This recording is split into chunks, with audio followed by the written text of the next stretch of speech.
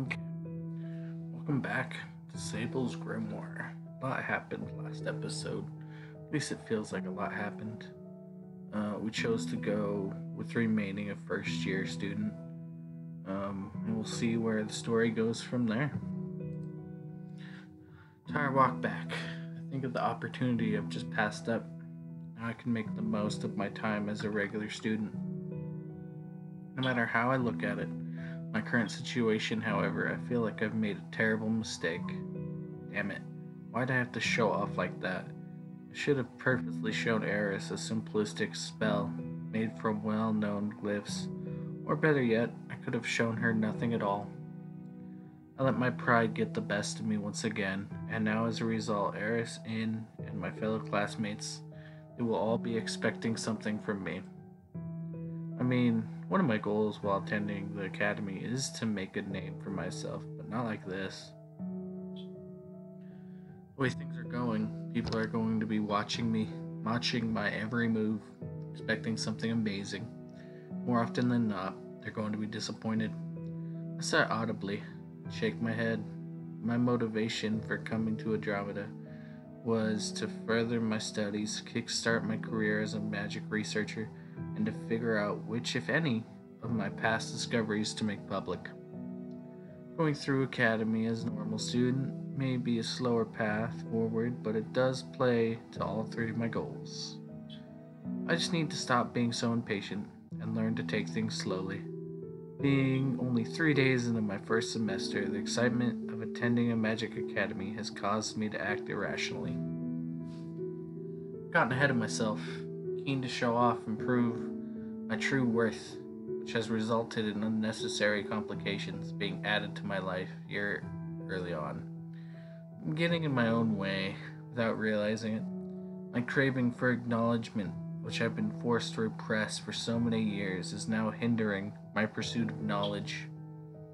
If I don't straighten myself out soon, my life at the academy is only going to grow more and more hectic.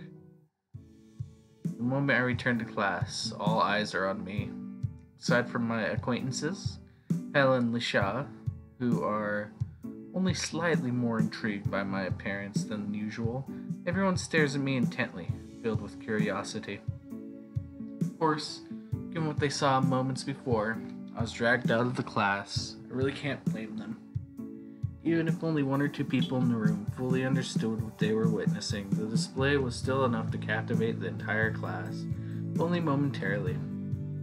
Suppose this level of intrigue is to be expected. If I'm going to keep showing off like earlier, then I'll need to grow accustomed to these gazes. Simultaneously, happy, embarrassed, and ashamed, all at once, I returned to my seat without saying a word. Upon doing so, I noticed that Eris, like the rest of my classmates, is staring at me blankly. The moment my gaze meets hers, however, Eris suddenly jumps in surprise and returns to the lesson at hand.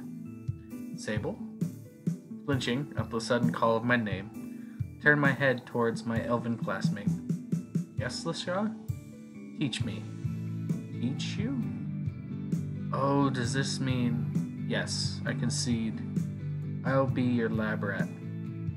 Wasting no time, Lisha continues our conversation from earlier. It seems that I was able to prove myself to Lisha after all. And after seeing one of my spells for herself, Lisha is no longer skeptical about my ability or lack thereof. I'm glad that my display caught your attention, but you don't need to force yourself.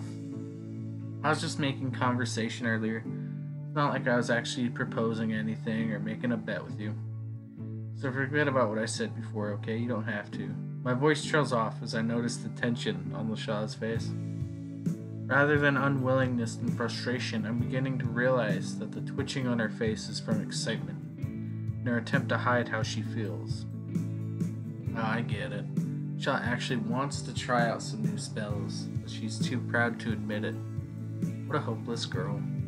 Smiling to myself, I shake my head and retract my words. Alright, fine, I'll teach you a new spell. You will. I mean, I suppose I have no choice. I did give you my word after all. Her word on what? There's no promise or wager made. She Choosing to only voice my complaint internally, I shrug off Lashaw's remark. How shall we proceed? Will you show me the spell now or wait until after class? Good question. I guess we should wait until after class. I've already caused enough of a disturbance for one lesson. Very well. Once the lesson has ended, let us head to the countryside, courtyard, where our practical spell casting lesson was held 2 days ago. Sounds good to me. I hope you do a better job of controlling my spell than I did. Of course I will. Shall not make any mistakes. My self-depreciating joke flies straight over Lashaw's head, and she gives me a completely serious answer. I almost said sincere response. Ugh, well, it's not like I expected Lashaw to suddenly develop a sense of humor. For the time being, I'll settle with having her acknowledgement of my talent. I may not be skilled mage like she is, but if there's one area in which I can best even Lashaw, this is it. Coming up with new shit. The moment class ends, Lashaw grabs me by the wrist and drags me outside. We head out into the courtyard, as far away from the buildings as possible. We don't stop moving until we're standing where our practical spellcasting lesson was held 2 days prior. Once we've stopped, Lashaw begins to stare at me expectantly. Let us not waste any time. If the past 2 days are an accurate indication, we only have another 10 minutes before the first wave of quick eaters finish lunch. Before they arrive, you must teach me the same spell you presented to our teacher. Alright, calm down. I'm sure 10 minutes is plenty of time for a grade's mighty valedictorian to master a spell created by a mere human. Indeed, I do believe that to be the case, though I would prefer to hurry all the same. Once again, Lashaw's remark responds to a remark I make in jest with complete seriousness. Shaw is proving difficult to joke around with. Maybe one day I'll figure out her sense of humor, assuming she has one, that is. Setting aside my opinion of Lashaw's personality for a moment, I begin to think about how best to proceed. Okay then, let's see. Teaching a spell. Do not dawdle. Show me the glyph arrangement at once. That is one way we could do this, but how about starting with something easier? You can't use a terminal yet, can you? I could teach you that first if you'd like. What kind of idiot do you take me for? I can learn how to use terminal anytime I want. The only reason why I haven't done so is to avoid being pestered by my father. Teach me the spell you created. I won't stand for any less. My face twitches slightly as Lashaw makes light of how easy it is to learn a spell I felt so proud of knowing. Yet again, Lashaw has proven to me that no matter how highly I evaluate my own abilities, she's ready and willing to tear me down. Sheesh, I can understand wanting to learn something new, but did she really need to throw my own kindness back in my face like that? I was just trying to be considerate. Mentally preparing myself for another tongue lashing, opened my mouth once more. Alright, fine, I'll teach you something I created. How about a spell that even our teacher doesn't know about? Can you first teach me the spell that you taught her? I dislike the idea of that foolish succubus, presumably my irresponsible father knowing of such a spell when I personally do not. Is it really that big of a deal? We're all on the same side, you know. Forget it. I'll just teach you that one too, but not right now. If I teach you something that flashy out here will only draw attention. I'll teach it to you some other time then. Fine, have it your way. Thank you.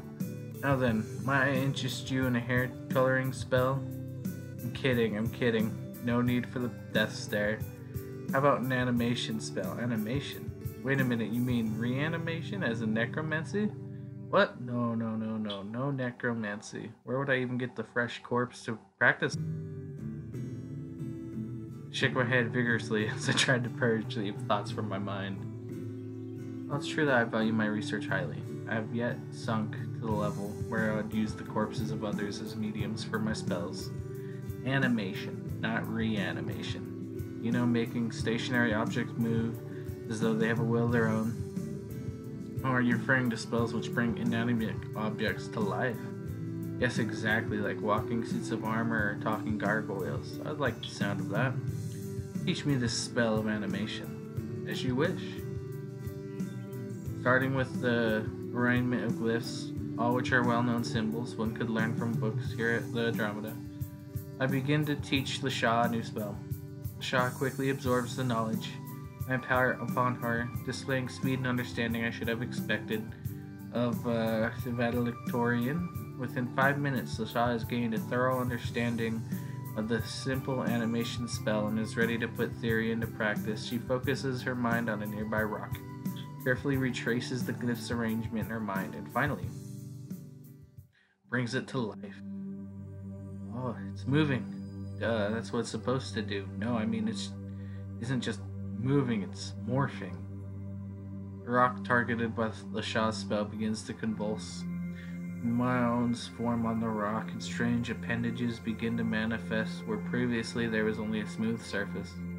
As though a creature is attempting to break out from within, something appears to be squirming around inside the supposedly solid object.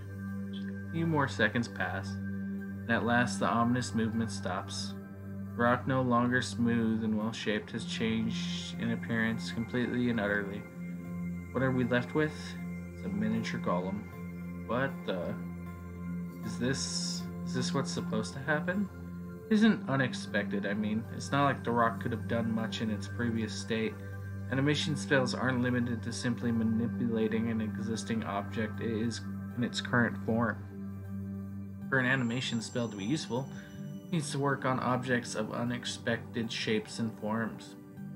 That usually means assessing what's being targeted and altering its composition accordingly. While half listening to my explanation, the Shah crouches down in front of her creation. She then stretches out her index finger and pokes the tiny golem, causing it to stumble backwards. The tiny golem then corrects its own stance and walks forward, assuming the same position it had a moment ago. Ahaha! How bizarre. Shah pokes the golem once more, seemingly amused. Following the exact same sequence of events, the golem stumbles back, corrects itself, then returns to its previous position. Will always respond in this matter, no matter how many times I provoke it. That all depends on you. You granted that rock life. You haven't given it any orders or concentrated any kind of artificial intelligence for it. In this current state, it will simply follow after you, waiting for you to give it an order. Oh, such comradability, attentiveness to one's master. I should have expected as much from a being of my own creation. They're all like that, Shah. That's how the spell works. Choosing to keep my observation to myself, I lean over Shah's shoulder and glance at the golem. Why don't you try giving it an order? May I? Of course. As long as you don't tell it to do anything dangerous or downright impossible. Whatever you tell it to do, that golem will try its utmost to make your word into reality. Well then, it would be rude to keep my loyal subject waiting. Golem, I command you to speak. Golem, obey your master, the Shah. Don't be unreasonable. You didn't even give it vocal cords. I see, so this is what you meant by command, which is impossible. Very well then. Golem, bring me a glass of water. Obeying its master's command, the golem begins to totter off.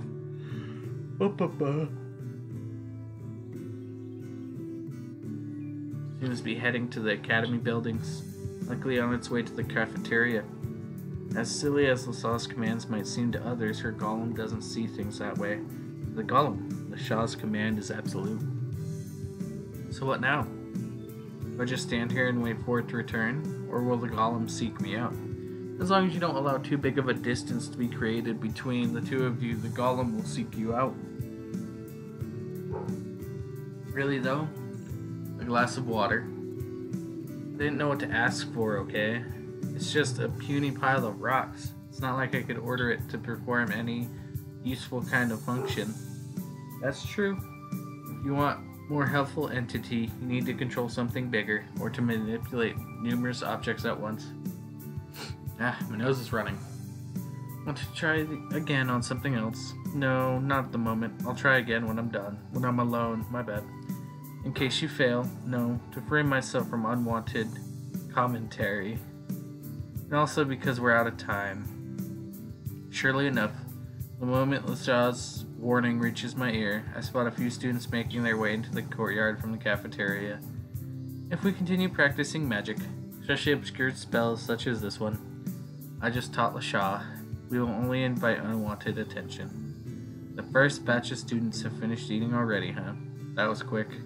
Oh well, maybe some other time then. Will teach me another spell.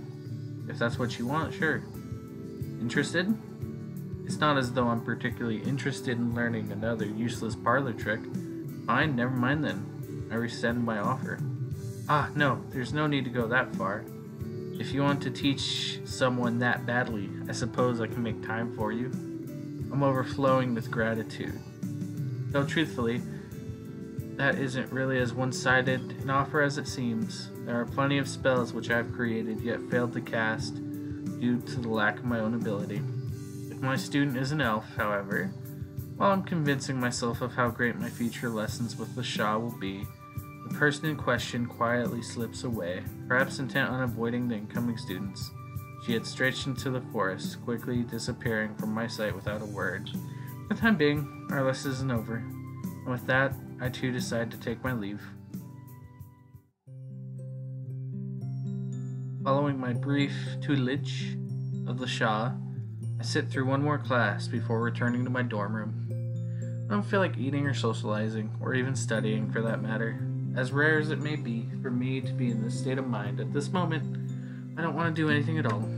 Today has been a busy day, and right now I just want it to end. I've certainly been productive today, in a particular sense at least. Learning about the underground facilities, showing one of my spells to my teacher and the principal, teaching Lashah how to bring inanimate objects to life. I may not have learned anything pertinent to my research, but today has been insightful nonetheless. Heaving a great sigh, I lay face up on my bed, staring at the ceiling, with my arms nestled behind my head. Even though I'm not sleepy, I do feel the need to rest for a while.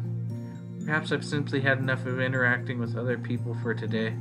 All week long I've been far more social than usual, so it would stand to reason. Forget it. It doesn't matter why I'm feeling lethargic. I just need to rest for a while, until I'm ready to face the world once more. My eyes begin to close as I consider going to sleep early. Before I can do so, however, my ears pick up an unexpected sound. The next moment, my dorm room's door is swinging open, and a familiar face appears before me. Tix, what are you doing here so early? Shouldn't you be eating dinner with everyone else? Like you can talk. The sun is just barely set.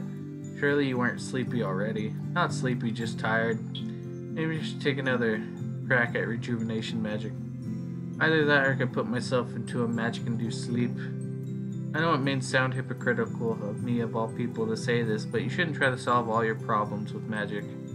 Why not run a few laps around the academy instead? That'll help you to sleep well. Huh? You want me to run laps? Why not? A bit of exercise would do you some good. Doesn't even have to be running laps. Just walk around campus aimlessly until you're ready to go to sleep.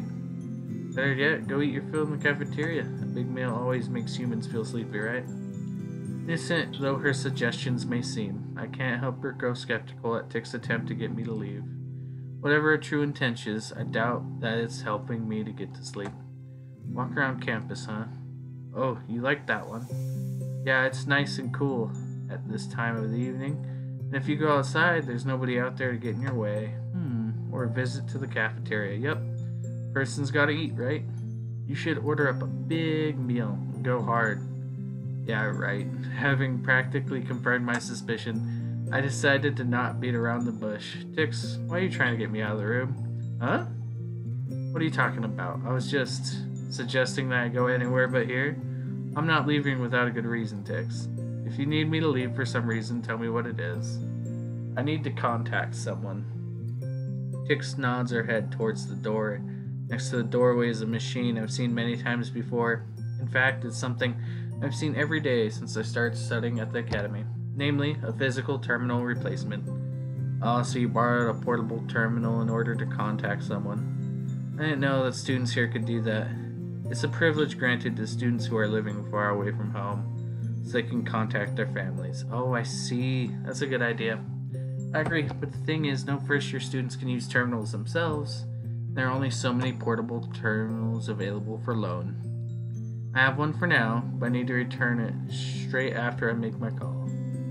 That's a tough situation to be in, but if it's a terminal that you need, you have to go to the hassle of borrowing one. If you ask nicely, I'd be happy to. No!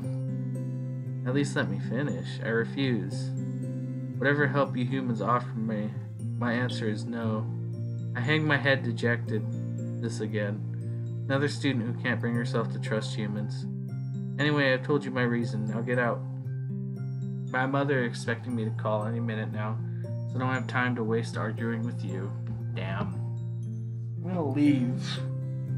Just to be nice, but that was mean.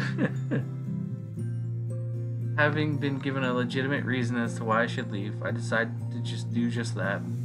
Stand up, walk straight past my roommate, and head for the door. Thank you, I appreciate your cooperation. I'll try to keep the call brief.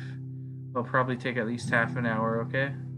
That's fine. I'll go read in the library or something. But I meant what I was trying to say before. If you really need to contact your parents, you can borrow my terminal anytime. Oh, thank you. I'll keep that in mind. Offering Tix a moment of privacy, I step into the hallway. Ask myself what I want to do next. My stomach tries to tell me the choice is obvious, but I know all too well that I'll be a frenzy in the cafeteria right now. If I'm going to eat, it'll be after peak time. Maybe I'll take Tix's suggestion and walk around the campus. Get some exercise, work up an appetite, and then eat before returning to my room. Despite my fatigue, I decide to go for a walk. I don't walk particularly quickly or any real aim. I simply wander around the halls, pacing my breathing as I try to relax. Come to think of it, a relaxing walk around the building might be just what I need, considering what my day has been like so far. Wandering around aimlessly may not be particularly productive use of my time, but I can't deny the positive effects brought about by a bit of rest and relaxation. Lightly stretching my arms and back as I walk down the near empty hallways, I suddenly stop dead in my tracks. As I stop and listen, I hear a shuffling, scraping sound from the next corridor. Curious, I pop my head around the corner, only be greeted by a familiar face. Good evening, Eth. Oh, it's Sable. Seemingly in a daze, Eth slowly tilts her head up to look at me. You alright, Eth? You seem to be a bit out of it. I'm okay. Just tired. Because the sun has gone down, so you can't create energy through photosynthesis? Eth shakes her head. Class was boring. Oh. My interest is quelled as quickly as it was piqued. Demi-human traits interest me greatly. Hearing complaints about how boring a low-ranking student finds classwork does not. So where's Ray? Seems like every time I see one of you, the other is right by their side. Cafeteria. I see. One ahead of you. Eth nods. She left class early to try munching food from the cafeteria staff. Seriously, she's that low on cash? How has that been working out for her? At lunch, one of them totally pitied on her and gave her some leftovers. Also, one of them tried to make fun of her by offering burned food and stuff that fell on the floor. Some light bullying of the pitiful whatever. That's worrying to hear. Did Ray actually understand that they were mocking her? Eth shakes her head. She happily ate everything they gave her. An obvious glutton. I don't know whether to feel sorry for Ray or just forget about her altogether. I like Ray. She isn't very bright.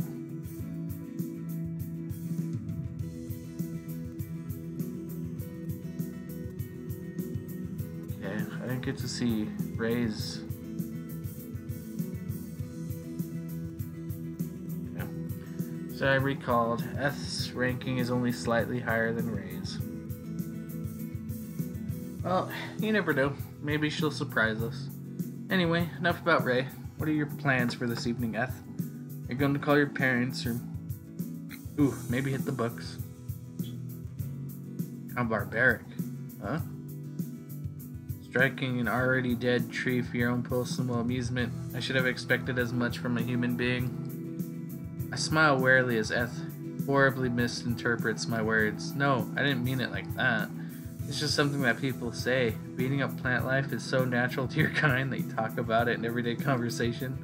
Humans truly are fearsome creatures. I may have made a mistake in coming here. Why are you talking everything so literally? Honest F. Do you actually believe what you just said? Are you saying that I am mistaken? That humans like yourself are not gullible morons? Oh. Damn it, F. Hehehe. F giggles happily as I fell for her deceit. It seems that without Ray's presence, I become the victim of her mischievous nature instead. You sure do like to make fun of people, don't you? Maybe I should bring Draken along with me next time. You remember Draken, don't you? The half-dragon girl? Ugh, please, not that. What should I do? Draken does enjoy lighting fires, and I'm curious to see how well petals burn. What do you think? Should I arrange a play date between the two of you? Is the cower as I make a rather insensitive suggestion. Everything I've said is a joke, of course. I'm sure Eth knows that. Even then, I do feel a little bad for saying something so harsh. I'm kidding. I'm a pacifist at heart. I assure you, any areas of study involving line dissection or mutilation are off the table. Eth moves further back. Seems my casual mention of certain barbaric research practices has done nothing to assess her suspicion. Or is she perhaps just messing with me again? I'll forget it. We can continue this conversation some other time. Go eat dinner with your friend. I'll see you later, Eth. Hold on. As I attempt to walk past Eth, she suddenly springs back to life. Would you carry me to the cafeteria? No. She acts wary of me 1 second, then asks me to literally carry her off a moment later. I don't understand this girl. Dang it. Fine, I'll carry you. But just this once, okay? I'm only doing this because I need to kill time. Okay.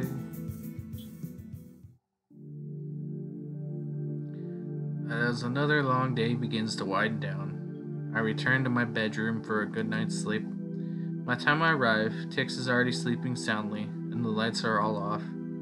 If I want to stay up studying or practicing magic, it won't be in here. I guess I'll go to sleep after all. It is a bit early for me, but that just means I'll wake up early tomorrow. And it's like a more normal sleep cycle would kill me. Rationalizing my way out of an extra activity of the day, I sit down on my bed, slowly lowering my torso until my head is resting on the pillow. At which point, I close my eyes and heave a lengthy sigh. 3 days. I've only been here for 3 days, and yet my life has already changed quite substantially. I've gone from a shut-in genius to the middle-of-the-pack student with a knack for creating spells and a passion for studying. I've also caused unnecessary trouble for my fellow students right from my first day on campus. I glance at the bangle on my wrist as I reflect on my actions. It's just like how I imagined my life to go. Having a magical artifact shackled to my wrist, making the acquaintance of several interesting demi-humans, catching the principal's eye with one of my original spells. My time here has been interesting, sure. At the same time, it feels like nothing is going according to plan. If I want to make the most of my time here, I need to rethink my priorities. Is it magic that I want to study? Or do I want to spend my time learning about and befriending demi-humans? The balance between the two would be ideal, of course, but when push comes to shove, which will I choose? Oh, I thought it was going to let me choose. I was going to say friends. Despite the fact that I fell asleep after my roommate, last night I woke up long before she does. As the sun barely begins to peek over the horizon, I get up, change into another set of the uniform, and leave my sleeping roommate in peace. Seeking to beat the morning rush for breakfast, I head straight to the cafeteria. On my arrival, I noticed only one other student. They seem to have just finished eating, and the moment they notice me, their eyes light up. Sable, for crying out loud. I sigh internally and walk towards Draken. While I wouldn't say I'm happy to see her, I've only just woken up. Not unlike me, Draken always seems to be full of energy. Right now, I'm too tired to keep up with her level of enthusiasm. Oh well, maybe a spirited conversation with my demi-human acquaintance will help me to wake up. Thinking optimistically, I sound before the ever-energetic half-dragon. Good morning, Draken. You're here bright and early today. I told you that I'm an early riser. It's a pity you didn't wake up a bit earlier yourself. Only just finished eating. I'm afraid that I'm more prone to staying up late. rather than waking up early. I try to make a point of going to bed earlier, though, now that I'm an academy student, so we might end up eating together after all. Great, I can't wait. Oh, maybe we can order something big and split it between us. I don't think that's a good idea. I'm not really a big eater. That's okay, I'll eat whatever you can't finish. Oh, but hey, before that, there's something I've been meaning to ask you. You have a question for me? Go ahead. I'll be sure I'll be asking you enough questions over the coming years. I look forward to answering them. Okay, so my question is, humans hate other races because they feel inferior towards them? Or is it that they look down on other races? Stare at Draken blankly as an unexpectedly deep question reaches my ears. While I was prepared for a question about my personal life or my studies, I most certainly was not expecting such a serious subject to be raised so suddenly, or so early in the morning. Wondering why humans oppose the other races. Yep, I really don't understand it. I mean, humans act superior, but then they get all defensive and frightened when they realize that they aren't. Humans like elves, prideful and arrogant to the point to where they look down on everyone else despite their own inferiority? Or do humans know they are inferior, so they try to assert their dominance in order to convince themselves and everyone else that their own delusion is grander? More stunned than I was a moment ago, continuing to stare at Draken with my mouth wide open. Despite her cheerful disposition and playful nature, it seems that the rumored wisdom and curiosity of dragonkind is present within her after all. I may not be the best person to answer a question, but if Draken wants my opinion on the matter. Humans are weak and fearful. Yeah. I think humans fit all those categories pretty well, but above all else, I'd say that we're just too weak. We don't have claws or scales with which to attack or defend. We're soft, pudgy creatures, and our lifespans are horridly short compared to races like yours. Is it any wonder why humans would fear powerful, nigh immortal races such as yours? Not really questioning whether humans should feel inferior or not. I just want to know why they take it out on other races that are weaker than theirs.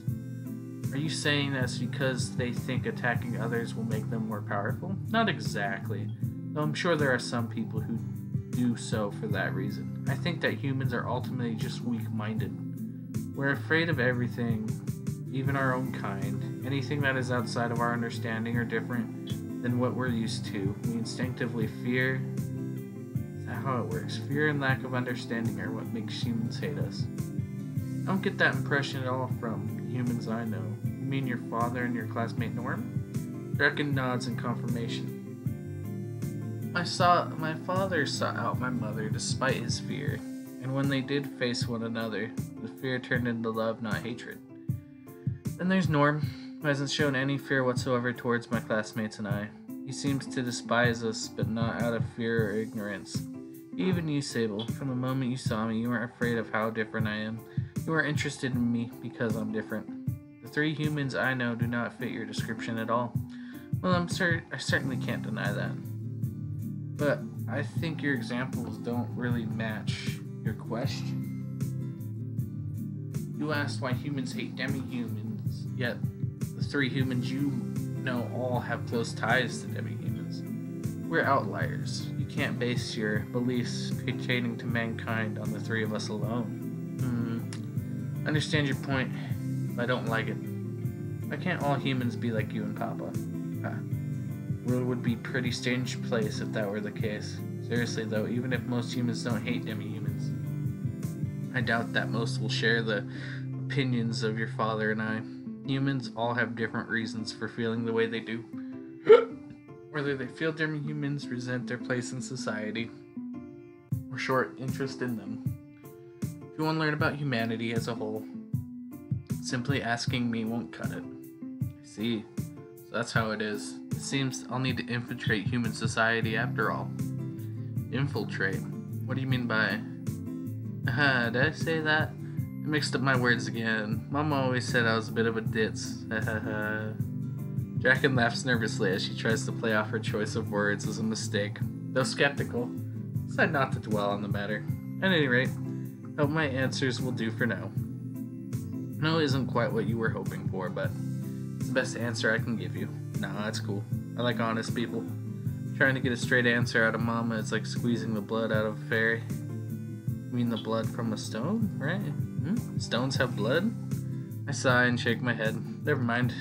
If you don't have any other questions, I'm gonna go get some breakfast now, before the cafeteria is filled with starving students. Oh, actually, while I've got you, there's one thing I wanted to ask you. Just a teensy-weensy little favor between friends. I have a bad feeling about this. What is it, Draken? Just to ask. This is gonna sound a bit silly, but can you take me to a human city? Human city? Stare at Draken skeptical as I repeat her words. Is this to do with what you were asking before, when you said about infiltrating human society? Aha, you got me. All I know about human society is what I've heard from you and Mama. I've never actually seen how humans live for myself. I want to check it out. But Mama warned me that human cities are dangerous, and that they're filled with all kinds of sneaky traps for dragons. Even so, I really want to go. I want to see what kind of place Papa grew up in, and how he lived with other human beings. So I was thinking that maybe, if I had a human come with me to guide me around, it would be okay. Draken's explanation leaves me feeling both confused and exhausted. Traps for dragons, in the middle of the city. Man, just how old is Draken's mother? Most of the world believes that dragons are extinct. Who the heck would be setting up traps for them? That being said, I wouldn't go as far as to say that she's wrong. Even this day and age, there are still plenty of places where demi-humans of all kinds are shunned, exiled, or even murdered on sight. Think about that, Draken's mother may be right after all. Is it not good after all? I don't know. Trying to sneak a dragon into a human city sounds like an unnecessary risk. Are human cities really that dangerous? That's a difficult question to answer, and I don't think it's one that would be appropriate for me to answer. Never had any trouble. I'm a full-blooded human myself. If someone like you, who's certainly not human, were to start wandering around a crowded area, there's no telling what kind of commotion you're appearing. At all? Is my appearance the only problem? I wouldn't say it's the only problem, but certainly the biggest one. So if I made myself look more like a normal human, it'd be okay? But no, I just said, wait, you can change your appearance? To a degree. Let's see, wings, horns, tail, okay? I've got this, no problem. I'll go practice making myself look more human. So think of a good place to take me. Draken, I really don't think that. And she's gone. Breathe a heavy sigh as Draken escapes, with a spring in her step. What did I just commit to? Escorting a dragon around a human city, huh? What could possibly go wrong? And this is where I'm gonna end the episode. See you all in the next one.